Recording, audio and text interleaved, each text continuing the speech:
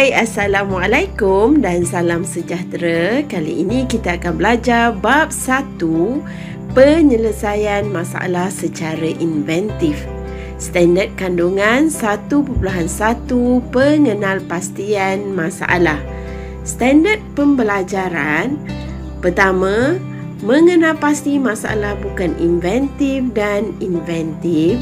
Dan yang kedua, pelajar dapat menerangkan proses masalah bukan inventif dan inventif. Hai, Assalamualaikum. Selamat datang ke channel Cikgu Niza.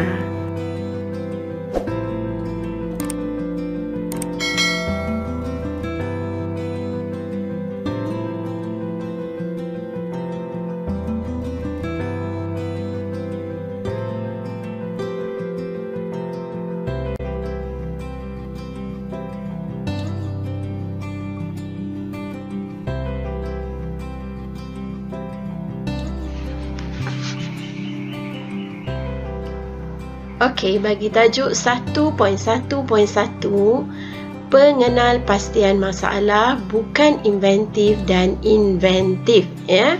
Okey, dalam kehidupan seharian kita sering berhadapan dengan masalah, ya.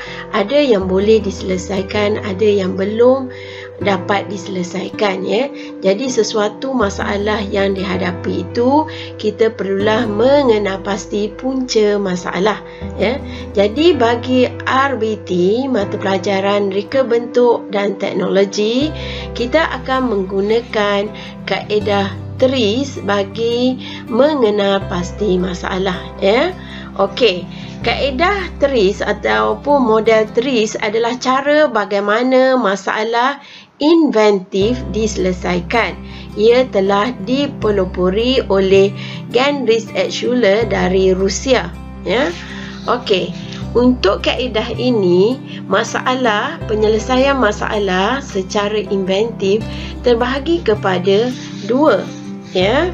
Okey, yang pertama adalah masalah bukan inventif ataupun masalah lazim, ya, di mana masalah sedia ada dapat diselesaikan tanpa kesan sampingan. Okey, perkataan yang penting di sini, tanpa kesan sampingan. Contoh video yang cikgu tunjukkan tadi, di mana kita ada masalah pisau tumpul, ya. Penyelesaian masalah, cikgu menggunakan pengasah pisau dan masalah selesai dan tiada kesan sampingan. Bahagi kepada dua tadi, yang kedua adalah masalah inventif, ya. Okey, masalah inventif ini masalah sedia ada dapat diselesaikan, namun masalah baru ataupun ada kesan sampingan, ya. Contohnya, ya, katakan jalan raya yang licin pada hari hujan. Masalah ini dapat diselesaikan sekiranya jalan raya itu tadi itu dibuat dalam keadaan kasar, ya. Tapi kesan sampingannya ialah wujud masalah tayar akan cepat haus apabila menggunakan jalan raya tersebut, ya. Maknanya masalah inventif ini akan mewujudkan kesan sampingan.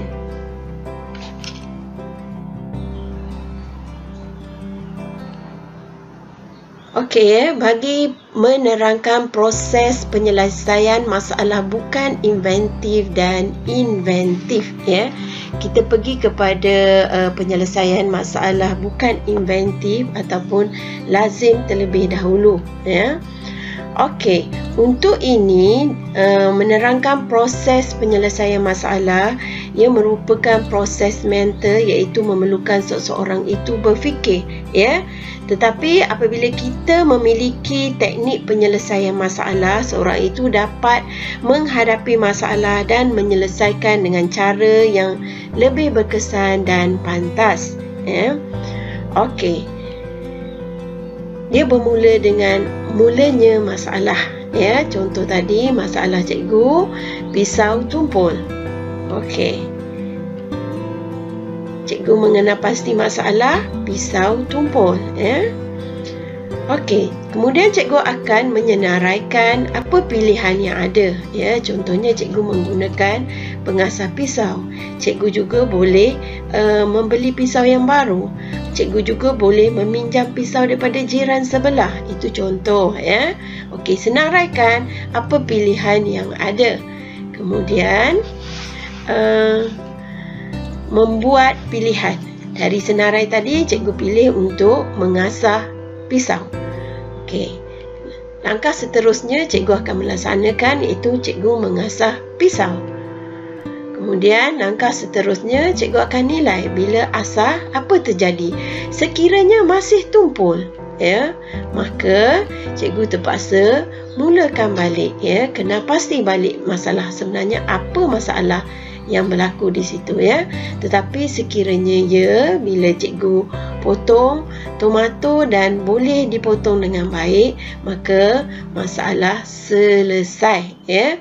Okey, kaedah ini juga dikenali sebagai cuba jaya kerana menyelesaikan masalah ini kadang-kala tidak dikenal pasti sehingga jawapan ditemui. Cuma kaedah ini mempunyai risiko yang tinggi apabila berlaku kegagalan.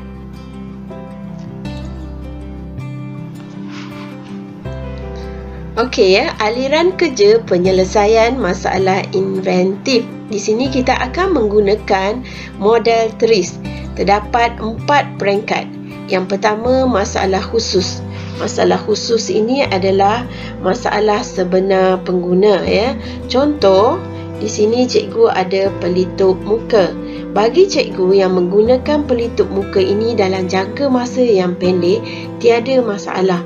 Tetapi bagi para doktor yang menggunakan pelitup ini dalam jangka masa yang panjang akan menimbulkan kesan kepada muka mereka. Ini menjadikan itu satu masalah, ya. Okey, jadi itu sebagai contoh, ya. Okey, untuk peringkat ini kita perlu membuat analisis, ya. Di sini kita akan meringkaskan masalah, ya, di mana masalah tersebut menghadapi halangan untuk penyelesaian khusus, ya. Jadi kita akan menukarkan menjadi masalah inventif. Okey, peringkat kedua ialah masalah umum, ya. Proses menukarkan masalah khusus menjadi masalah umum TRIS, atau mudahnya menukarkan masalah itu menjadi masalah inventif dalam bentuk model masalah, ya. Okey, di sini ada model dia adalah kita menggunakan dipanggil percanggahan fizikal. Peringkat seterusnya ialah penyelesaian umum. Di sini menentukan apakah alat penyelesaian yang hendak digunakan bagi menyelesaikan masalah umum TRIS, ya. Okey, dan peringkat yang terakhir adalah penyelesaian khusus, ya, dilakukan setelah cadangan penyelesaian diberikan oleh TRIS melalui alat penyelesaian tadi, ya. Jadi kita harus tahu memilih jenis penyelesaian yang khusus mengikut cadangan penyelesaian yang diberikan oleh TRIS, ya. Kat sini kita akan melihat kepada prinsip penyelesaian yang sesuai. Okey.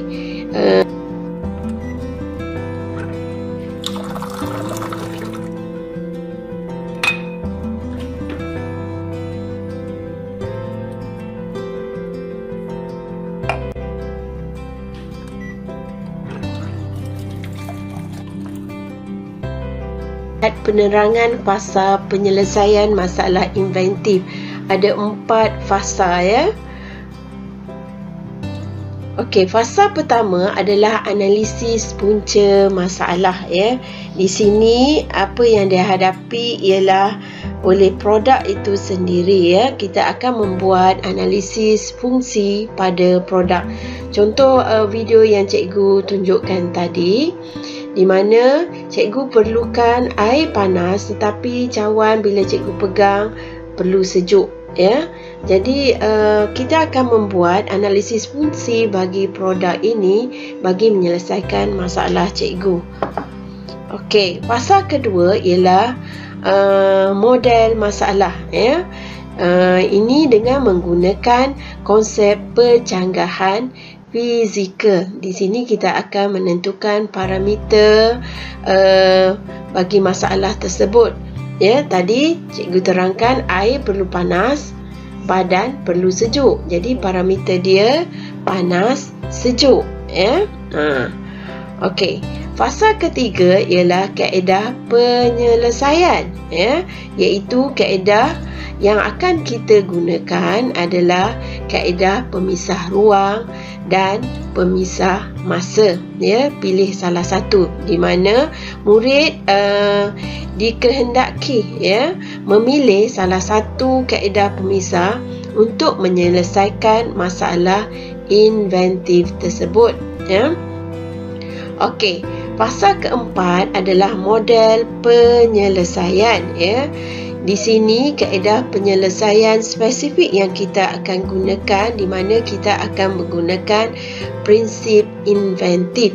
Pelajar akan diperkenalkan dengan 7 prinsip inventif bagi pemisah ruang dan 7 prinsip inventif pemisah masa, dan kita akan gunakan itu untuk menyelesaikan masalah, ya. Okey, sekiranya kamu menggunakan apa ilmu yang ada nanti, kamu lihat daripada produk yang ini yang ada masalah, dan akhir sekali kita akan terfikir bagaimana untuk menghasilkan produk ini bagi menyelesaikan masalah tadi, ya. Okey, sekarang mari kita uji minda. Ini adalah salah satu contoh soalan. Tandakan betul untuk definisi yang betul bagi masalah inventif dan salah untuk yang salah pada petak yang disediakan. Okey, cikgu beri ruang masa untuk kamu menjawab, ya. Okey, sekarang kita lihat jawapan.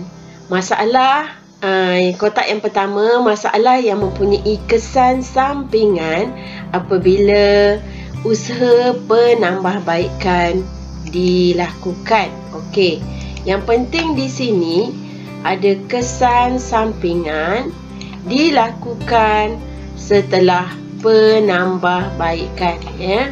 Okey, betul atau salah? Okey, betul, pandai. Okey, yang kedua, masalah tidak mempunyai kesan sampingan. Adakah itu inventif, ya? Ini adalah salah. Okey. Kemudian masalah mempunyai kesan sampingan. Okey, ada kesan sampingan. Tapi dia kata sebelum usaha penambahbaikan dilakukan, maka jawapannya adalah salah.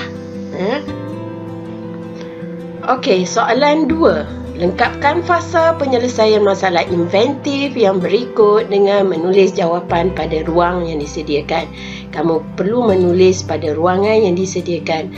Ada 3 kotak kosong di situ, mewakili 3 markah, ya. Ini bahagian B soalan RBT. Okey, apakah jawapannya? Pertama, model masalah adalah pencanggahan fizikal. Okey. Kaedah penyelesaian, apa dia? Pilihan kaedah penyelesaian.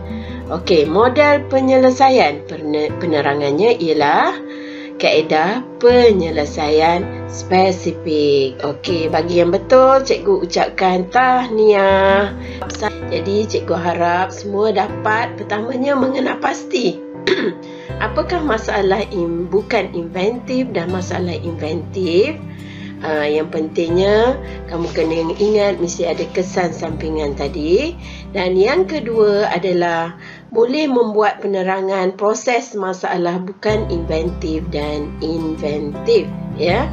Sekiranya video ini memberi manfaat, jangan lupa like, share dan subscribe untuk kamu mendapat video-video yang seterusnya. Okey, Assalamualaikum. Bye. Terima kasih like, share dan subscribe.